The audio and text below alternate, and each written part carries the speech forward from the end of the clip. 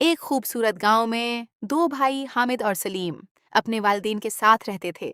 دونوں بچپن سے ایک دوسرے سے بے حد محبت کرتے تھے، مگر والد کے انتقال کے بعد ان کی زندگی بدل گئی۔ والد کی چند ایکڑ زرعی زمین دونوں کے درمیان تقسیم ہونی تھی، لیکن لالچ نے آہستہ آہستہ ان کے دلوں میں جگہ بنا لی۔ حامد کا کہنا تھا، زمین کا بڑا حصہ میرا حق ہے کیونکہ میں برسوں سے اس پر کھیتی باڑی کر رہا ہوں۔ دوسری طرف سلیم کا اصرار تھا، والد کی جائیداد پر ہم دونوں کا برابر حق ہے۔ دیکھتے ہی دیکھتے ان کی بحث شدید جھگڑے میں بدل گئی۔ گاؤں والے بھی پریشان رہنے لگے کیونکہ دونوں بھائی ہر روز ایک دوسرے سے لڑتے تھے۔ ایک دن گاؤں کے ایک دانا بزرگ نے دونوں بھائیوں کو اپنے پاس بلایا۔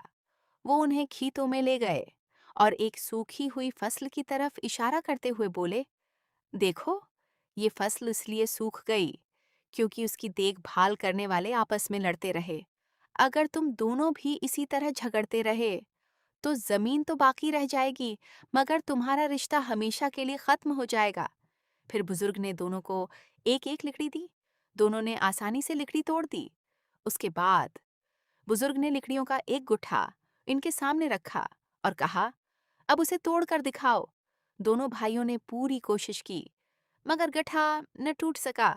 بزرگ مسکرائے اور محبت بھرے لہجے میں بولے، اکیلے انسان کمزور ہوتا ہے، لیکن جب لوگ مل کر رہتے ہیں تو دنیا کی کوئی طاقت انہیں نہیں توڑ سکتی۔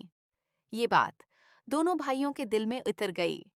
انہوں نے ایک دوسرے سے معافی مانگی، گلے لگے اور فیصلہ کیا کہ زمین تقسیم کرنے کے بجائے مل کر اس پر کھیتی کریں گے۔ چند ہی مہینوں میں ان کی محنت رنگ لائی۔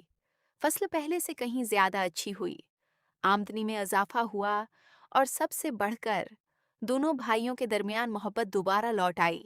اس دن کے بعد گاؤں میں جب بھی کسی کا آپس میں جھگڑا ہوتا، لوگ حامد اور سلیم کی مثال دیتے اور کہتے، زمین سے زیادہ قیمتی رشتہ ہوتا ہے، کیونکہ محبت، اتحاد اور انصاف ہی انسان کی اصل دولت ہیں۔